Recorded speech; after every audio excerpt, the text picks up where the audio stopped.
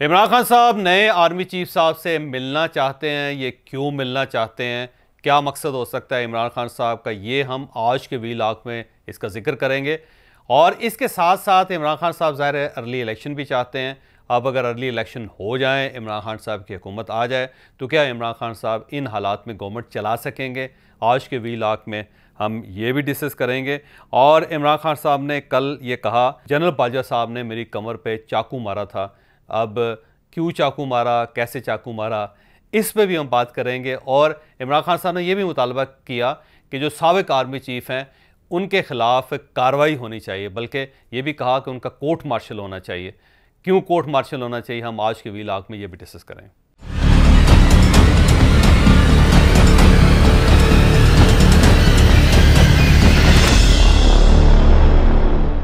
कल इमरान खान साहब ने सहाफ़ियों से गुफ्तगू करते हुए अंदिया दिया कि मैं आर्मी चीफ से मुलाकात करना चाहता हूं। अब सवाल यह है कि इमरान खान साहब मुलाकात क्यों करना चाहते और क्या आर्मी चीफ इमरान खान साहब से मुलाकात करेंगे या नहीं करेंगे। मेरा ख्याल ये है कि डिस्टेंस है दोनों के दरमियान। जनरल आसिम मनीर साहब इससे पहले ISI के चीफ होते थे, आपको याद है 2019 की बात है, 2018 की बात है बल्कि। और उस वक्त ये ISI के चीफ होते थे और इमरान खान साहब की गवर्नमेंट बन गई। जब इमरान खान साहब की गवर्नमेंट बन गई तो उस वक्त जनरल आसिम मनीर साहब ने एक फ़ाइल इमरान खान साहब के हवाले की थी, जिसमें फ़राह गोगी, बुशरा बीबी और इनके जो दीगर लवाकिन हैं, जो दीगर इनके साथी हैं, जो इनके दोस्त हैं, जो इनकी फैमिली के लोग हैं, उन सब की करप्शंस की कहानियाँ थी, उन करप्शन की स्टोरियाँ थी उसमें। बल्कि बुशरा बीबी के जो साहबजादे हैं, जो ज़ाहिर मानिका फैमिली से इनका ताल्लुक़ है, उनकी करप्शन की कहानियाँ भी थी। और फिर इसके साथ साथ जो पंजाब के अंदर अपॉइंटमेंट्स हो रही थी, कोई DC बदले जा रहे थे, कमिश्नर बदले जा रहे थे, DPO बदले जा रहे थे, और उनसे जो रकमें वसूल की गई उसके बारे में भी कोई एविडेंस थे। और इसके अलावा जहाँ पे ज़मीनों का लेन देन था, कहीं ज़मीनों के ऊपर कब्ज़ा किया जा रहा था, कई हाउसिंग सोसाइटियाँ थीं और उन हाउसिंग सोसाइटियों के कुछ नाजायज़ काम थे जो फ़राह बीबी उस वक्त करवा रही थी, और उसका भी एविडेंस उसके अंदर मौजूद था। जब जनरल आसिम मनीर साहब ने ये एविडेंस इमरान खान साहब को पेश करने से पहले जनरल कमर जावेद बाजवा जो उस वक्त आर्मी चीफ से, उनसे पूछा तो उन्होंने मना किया था। उन्होंने कहा कि आप इमरान खान साहब के सामने ये ना रखें, आपके और उनके तल्लुकात ख़राब हो जाएंगे।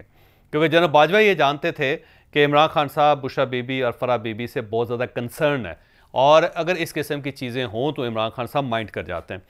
लेकिन जनरल बाजवा साहब के रोकने के बावजूद जनरल आसिम मनीर का ये कहना था कि मेरी ड्यूटी है, मेरा ये फ़र्ज़ है कि मैं सारे, मुझे अपॉइंट किया गया प्राइम मिनिस्टर ने, और मैं प्राइम मिनिस्टर की आंखें और कान हूँ, मेरे ऊपर ये फ़र्ज़ है कि मैं उन्हें हक़ाइक़ से बताऊँ। और अगर मैं उन्हें हक़ाइक़ नहीं बताऊँगा तो कल ये सारे जो केसेस हैं, ये सारा मुद्दा जो है इमरान खान साहब के गले पड़ जाएगा और इमरान खान साहब की पॉपुलैरिटी, इनकी इज़्ज़त पे हरफ आएगा। तो उन्होंने जनरल बाजवा साहब के रोकने के बावजूद इमरान खान साहब के पास वो फ़ाइल लेकर गए, उन्हें फ़ाइल दी और बताया कि सर आपको अपने घर पे तवज्जो देनी पड़ेगी। तो उस पर इमरान खान साहब माइंड कर गए। माइंड करने के बाद उन्होंने जनरल बाजवा से रब्ता किया और उनसे कहा कि ये मेरे घर की इन्वेस्टिगेशन कर रहा है और इसे आप रोकें। तो जनरल बाजवा साहब ने उनसे कहा कि मैं उनसे बात करता हूँ। फिर जनरल बाजवा साहब ने जनरल आसिम मनीर साहब से बात की कि मैंने आपको रोका था, तो मेरे रोकने के बावजूद आपने प्राइम मिनिस्टर से बात कर ली, तो अब वो आपसे नाराज़ हैं। तो जनरल आसिम मनीर का उस वक्त भी कहना था कि सर मेरा फ़र्ज़ है कि मैं अपना फ़र्ज़ निभा रहा हूँ, कि मैं अगर प्राइम मिनिस्टर को सही चीज़ नहीं बताऊंगा तो फिर मैं अपने फ़र्ज़ के साथ वफ़ादारी नहीं करूंगा। तो मैं आज भी बताऊंगा, कल भी बताऊंगा, जहां पे गड़बड़ होगी, जहां पे गलती होगी, मैं फ़ौरन उनको मुतला करूंगा। तो बहरहाल इसके बावजूद जनरल बाजवा साहब ज़ाहिर दरमियान में आए और फिर उन्होंने इमरान खान साहब को ठंडा किया। लेकिन कुछ अरसे बाद दोबारा जनरल आसिम मनीर इमरान खान साहब के पास गए और उन्हें फिर नए हक़ाइक़ बताए, और अब ये दूसरी बार थी और इमरान खान साहब उनसे नाराज़ हो गए। नाराज़ होने के बाद उन्होंने जनरल बाजवा साहब से कहा कि अब आप इनको फौरी तौर पर हटा दें, मैं इनके साथ काम नहीं कर सकूँगा।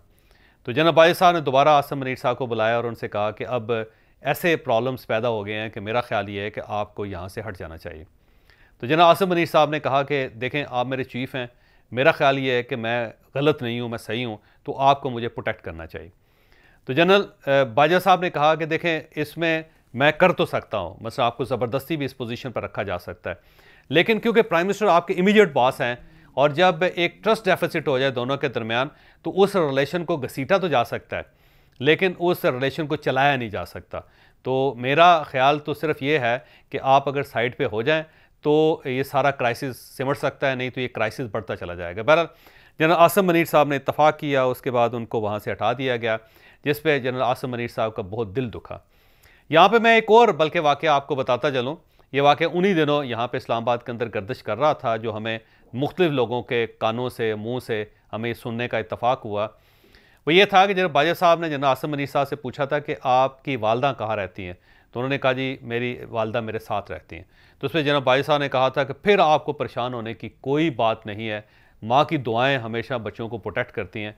मुझे यकीन है कि आज आपके साथ अगर ये सलूक हो रहा है तो एक वक्त आएगा कि अल्लाह ताला आपकी इज़्ज़त भी बहाल करेगा और आपकी पोजीशन भी बहाल करेगा। और ये बात सच साबित हुई, क्योंकि जनरल साहब को वाकई उनकी वालदा की दुआ है।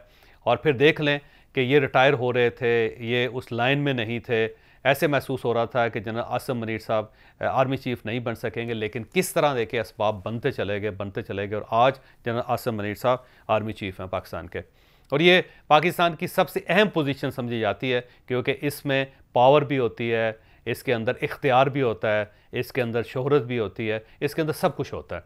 क्योंकि ज़ाहिर है स्टेट जो है उसको आर्मी चीफ ही चलाता है। ये एक रियलिटी, एक हकीकत है पाकिस्तान में, जिसको मानना पड़ेगा। तो इमरान खान साहब ज़ाहिर है नहीं चाहते थे कि general Asim Munir army chief बने, और इनकी अपॉइंटमेंट को रोकने के लिए इमरान खान साहब ने बड़ी एफर्ट की। उसमें ये सदर साहब के ज़रिए जनरल बाजवा से 2 मुलाकातें भी की उन्होंने। उसमें भी ये मुतालबा रखा गया था कि हमें ये काबिल कबूल नहीं है और इनकी जगह जनरल साहिर शमशाद साहब को आर्मी चीफ बना दिया जाए। लेकिन ज़ाहिर है उस वक्त भी ये मामला नहीं आगे बढ़ सका, इमरान खान साहब की ख्वाहिश भी पूरी नहीं हो सके। फिर आपको याद होगा कि नवंबर के महीने में इमरान खान साहब ने एक एहतजाज का ऐलान किया था, रैली का ऐलान किया था, और उस रैली का मकसद भी जनरल बाजवा साहब से को मजबूर करना था कि किसी न किसी तरीके से जनरल आसिम मनीर साहब को रोका जा सके, इनको आर्मी चीफ ना बनाया जाए। लेकिन बहरहाल अल्लाह को मंजूर था और जनरल आसिम मनीर साहब आर्मी चीफ बन गए। अब जब ये आर्मी चीफ बने तो उसके बाद इमरान खान साहब, ज़ाहिर है इनको महसूस हुआ, इनकी फीलिंग थी कि एक ऐसा शख्स आर्मी चीफ बन गया कि जिसको मैंने इसकी सीट से, पोजीशन से हटाया भी था, डिस्ग्रेस किया था। दूसरा, जिनको रोकने की भी मैंने बहुत कोशिश की, लेकिन इसके बावजूद ज़ाहिर है वो बन गए।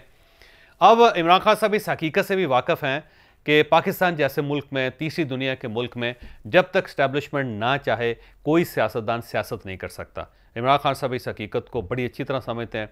उनको ये भी पता है कि जब 2014 में, 2015 में, 2016 में इनको लॉन्च किया गया था, इनकी परवरिश की गई थी, बाकायदा सियासी परवरिश की गई थी, तो उस वक्त अगर इस्टेब्लिशमेंट ना चाहती तो ये प्राइम मिनिस्टर ना बन सकते।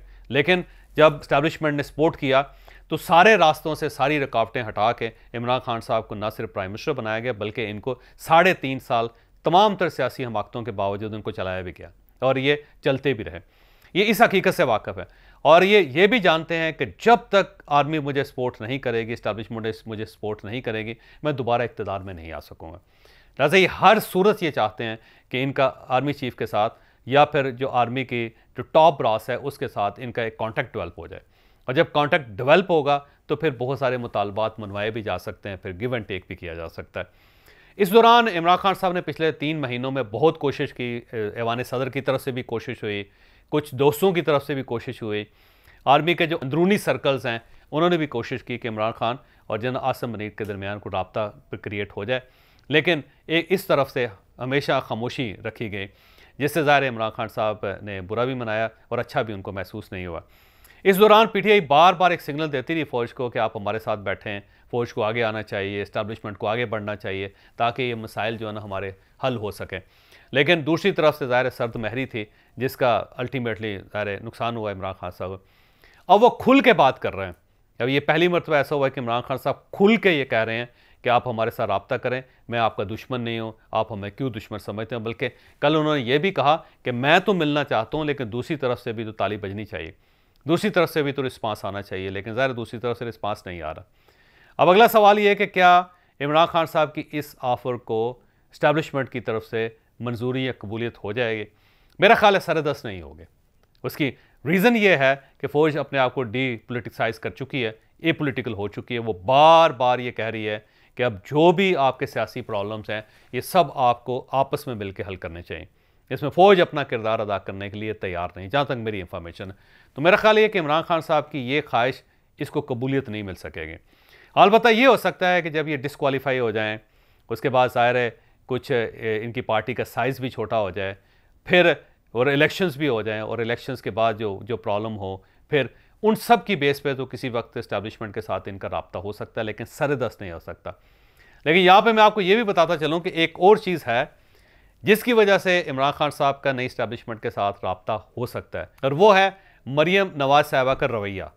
जिस तरह मरीम नवाज़ साहिबा ने शुरू में जनरल बाजवा या फ़ौज का नाम लेना शुरू कर दिया था, और वो बार बार इस्टेब्लिशमेंट को ये कहती थी कि उन्होंने मियां नवाज शरीफ की गवर्नमेंट ख़त्म की, वो इमरान खान को चलाते रहे और उन्हीं की वजह से हमारी गवर्नमेंट ख़राब हो रही है। ये नैरेटिव जब उन्होंने शुरू किया था तो उसके बाद कुछ लोगों ने उनको समझाया कि देखें, इस्टेब्लिशमेंट इस वक्त खामोशी से एक साइड पर बैठी हुई है और सामने दो प्लेयर इसको मौजूद हैं, PDM और दूसरी साइड पर इमरान खान। PDM जो है ना, इसके पीछे अवाम नहीं है, इसे अवामी हमायत हासिल नहीं है, इनको पॉलिटिकल हमायत एक हासिल है जिसकी बुनियाद पे गवर्नमेंट चला रहे हैं। इमरान खान साहब जो हैं उनको अवामी हमायत हासिल है, लोग इनके साथ हैं। अगर आपने भी हिट करना शुरू कर दिया इस्टेब्लिशमेंट को, तो फिर इस्टेब्लिशमेंट के पास दो ऑप्शन होंगे कि आपके साथ चले या फिर वो पब्लिक के रवैये के साथ चले। तो लोगों ने समझाया कि अगर आपने ये कैंपेन बंद ना की तो फिर इस्टेब्लिशमेंट फौरी तौर पे अवाम की साइड पे चली जाएगी, जिसका फ़ायदा होगा इमरान खान को। और उसके बाद आप देख लें कि मरीम नवाज़ साहिबा ने इस्टेब्लिशमेंट को हिट करना बंद कर दिया, क्योंकि उन्हें पता है कि अगर अब मैंने इस्टेब्लिशमेंट को हिट किया तो इमरान खान साहब को सपोर्ट मिल सकती है। तो इस वक्त ज़ाहिर है फ़ौज न्यूट्रलिटी में दोनों की तरफ देख रही है, और अगर मरीम नवाज़ साहिबा को गलती नहीं करती तो फिर इमरान खान साहब के साथ फ़ौज का सरदस्त राब्ता नहीं हो सकेगा। और ये अगर ये राब्ता हुआ तो इमरान खान की डिस्क्वालिफिकेशन, और इलेक्शन के बाद अगर कोई सूरत हाल ना संभल रही हुई तो शायद उस वक्त हो जाए। सरदस्त मेरा ख्याल है ये मुमकिन नहीं है, और इमरान खान के पास सरदस्त सिर्फ एक ही ऑप्शन है, और वो ऑप्शन ये है कि गवर्नमेंट के साथ बैठें, एक पॉलिटिकल सोल्यूशन की तरफ आएँ। अगर इन्होंने पॉलिटिकल सोल्यूशन कर लिया तो इनके प्रॉब्लम्स बहुत ज़्यादा हल हो जाएंगे। अब हम दूसरे इशू की तरफ आते हैं। इमरान खान साहब ज़ाहिर है जल्दी इंतखाबात चाहते हैं, और वो हर सूरत ये चाहते हैं कि पंजाब और खैबर पख्तूनख्वा में इलेक्शन हो जाएं और वहाँ पे इनकी गवर्नमेंट बन जाए और उसके बाद जनरल इलेक्शन हो जाए। क्योंकि इमरान खान साहब का ख्याल ये है कि अगर खैबर पख्तूनख्वा और पंजाब में ये 5 साल के लिए बैठ के, तो उसके बाद जो जनरल इलेक्शन है उसमें इनकी नशिस्तें बढ़ जाएंगी, ये इनको बहुत फ़ायदा होगा। लेकिन मुझे जल्दी इलेक्शन होते हुए नज़र नहीं आते, क्योंकि उसके अंदर जो आइनी बहरान है वो मेरा ख्याल है उससे मज़ीद इजाफा हो जाएगा। आप केयर टेकर गवर्नमेंट्स का क्या करेंगे? जब आपके जनरल इलेक्शन होंगे तो उस वक्त 2 सूबों के अंदर सिटिंग गवर्नमेंट्स होंगी, अब उन सिटिंग गवर्नमेंट्स को आप कैसे हटाएंगे? फिर ये जो इलेक्शन 5 महीने 6 महीने पहले हो रहे हैं, फिर ये साइकिल इलेक्शंस का पूरा डिस्टर्ब हो जाएगा। हर बार इसी तरह होगा कि 2 सूबों के अंदर इलेक्शन जल्दी होंगे, बाकी 2 सूबों के अंदर और वफाक के इलेक्शन लेट होंगे, जो ज़ाहिर है ये भी एक क्राइसिस है। फिर मरदमशुमारी का क्राइसिस है। एक इतने बड़े आइनी बहरान और इतने बड़े आइनी सवाल हैं कि इन सवालों के साथ इन इलेक्शन का होना मुझे मुमकिन नहीं लगता। इमरान खान साहब बड़ा ज़ोर लगा रहे हैं, लेकिन मुझे नहीं लगता कि इनका ये ज़ोर जो है कामयाब होगा। शायद इसीलिए वो आर्मी चीफ से मिलना भी चाहते हैं कि ताकि सेटलमेंट हो जाए। और इमरान खान साहब को ये भी ख़तरा है कि अब अगर ज़बरदस्ती इलेक्शन करवा भी लिए जाएँ तो शायद PDM धांधली करे उसमें, और धांधली करेगी तो इन्हें वो नशिस्तें हासिल नहीं हो सकेंगी जिनकी इनको तवक्को है।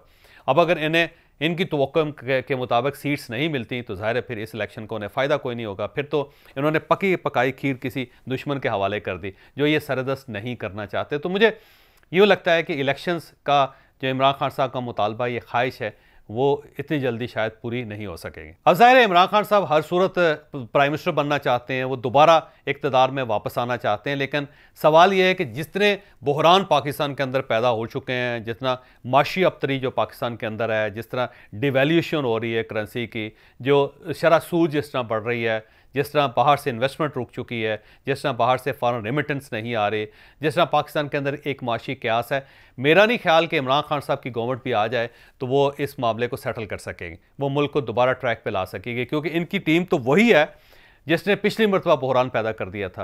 ये कैसे मुमकिन है कि हमाद साहब दोबारा वफाकी वज़ीर बन जाते हैं तो इनके अंदर कोई नया बैटरी सेल आ जाएगा जिसकी वजह से ये ज़्यादा बेहतर परफॉर्म कर सकेंगे।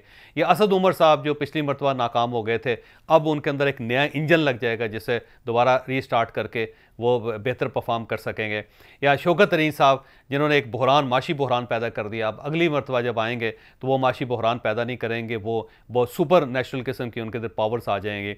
और अगर उस्मान बुज़दार साहब को दोबारा चीफ मिनिस्टर बना दिया जाता है तो उस्मान बुज़दार साहब को बहुत बड़ी तोप चला लेंगे। या परवेज़ खटक साहब जो है उनकी काया पलट जाएगी, वो को कमाल कर देंगे, क्योंकि टीम इमरान खान साहब के पास वही है जो पिछली गवर्नमेंट भी इमरान खान साहब की खा गई थी। तो अब उस टीम के साथ इतने बड़े बहरान में अगर इमरान खान साहब दोबारा वापस आ भी जाते हैं तो मेरा ख्याल ये है कि पाकिस्तान को वो इस तरह नहीं चला सकेंगे। और फिर अगर इस्टेब्लिशमेंट भी उनको सपोर्ट नहीं करती और पीडीएम भी सड़कों पे आ जाती तो इमरान खान साहब गवर्नमेंट कैसे चलाएंगे। अब आप खुद समझदार आदमी हैं, समझदार लोग हैं, अब आप खुद फैसला करेंगे क्या ये मुमकिन है किसी तरह। और आखिरी चीज़, इमरान खान साहब ने कल की गुफ्तगू में ये कहा कि मेरे पीछे जनरल कमर जावेद बाजवा साहब ने वार किया, उन्होंने मेरी कमर पर चाकू मारा। अब सवाल यह है कि एतराज़ तो किया जा रहा है इमरान खान साहब की तरफ से बार बार, लेकिन यहाँ पे कुछ सवाल पैदा होते हैं। पहला सवाल तो ये पैदा होता है कि जब आपकी गवर्नमेंट जा रही थी तो वो इत्तेहादियों के जाने की वजह से गए, क्योंकि एमकेएम ने आपका साथ छोड़ दिया था, पाकिस्तान मुस्लिम लीग काफ ने आपका साथ छोड़ दिया था, बाप पार्टी आपसे अलग हो गई थे, अख्तर मैंगल साहब ने आपकी सपोर्ट ख़त्म कर दी थी, पार्टी के अंदर से 20-22 लोग आपको छोड़ के वो गवर्नमेंट के साथ या अपोजिशन के साथ बैठ गए थे। आपकी पार्टी बुरी तरह टूट रही थी और इस टूटती हुई पार्टी में को जब आप संभाल नहीं सके तो कसूर जनरल कमर जावेद बाजवा साहब का है या फिर आपका है। और आप ये चाह रहे थे शायद कि कमर जावेद बाजवा साहब इन सब को डंडा मार के, सबको डंडा फेर के वापस आपके पास लेके आएँ, इनको दोबारा आपके साथ बांध के रखें। तो ज़ाहिर है ये ख्वाहिश शायद आपकी पूरी नहीं हो सकी, इस वजह से शायद इमरान खान साहब ये फील कर रहे हैं। दूसरा, अगर हम ये कह देते हैं कि कमर जावेद बाजवा साहब ने इनकी कमर पे चाकू मारा, तो अब सवाल ये है कि एक शख्स जो आपकी कमर पे वार कर रहा है, आप उसे 3 मरतबा एक्सटेंशन की दावत दे रहे हैं, आप उसे 3 बार एक्सटेंशन की ऑफ़र कर रहे हैं। आपने मार्च में ऑफ़र की, आपने फरवरी में ऑफ़र की, आपने अप्रैल में भी ऑफ़र की, तो और ताहयात ऑफ़र भी की। तो एक चाकू मारने वाले आदमी को इतनी ज़्यादा सपोर्ट करने की या इतनी ज़्यादा ऑफ़र्स करने की क्या ज़रूरत है। फिर जब आपकी गवर्नमेंट चली गई तो चली गई आपकी गवर्नमेंट, और ज़ाहिर है आपका दुश्मन कमर जावेद बाजवा साहब ने आप पर वार करके आपको डैमेज कर दिया, आपकी गवर्नमेंट फारग हो गई। तो फिर उसके बावजूद 2 मरतबा ऐवान सदर में उस शख्स से प्रेसिडेंट की मौजूदगी में मिलने की क्या ज़रूरत थी। और मुलाकात की ख्वाहिश भी आपने की और उसके बाद एफर्ट भी आपने बहुत की। फिर उन 2 मुलाकातों के बाद भी अक्टूबर में एक नया फार्मूला दे दिया गया है, कमर जावेद बाजवा साहब मजीद 8 महीने एक्सटेंशन ले लें। तो एक शख्स जिसने आपकी कमर पर वार किया, जिसने आपको डैमेज किया, आप फिर उसको एक आखिरी मरतबा एक्सटेंशन देने की कोशिश क्यों कर रहा है। और एक आखिरी सवाल ये है कि जब तक कमर जावेद बाजवा साहब आर्मी चीफ थे उस वक्त आप कमर के वारों को सहते भी रहे, आपने अपनी तकलीफ़ का इजहार भी नहीं किया, आपने दुश्मन को दुश्मन भी नहीं कहा।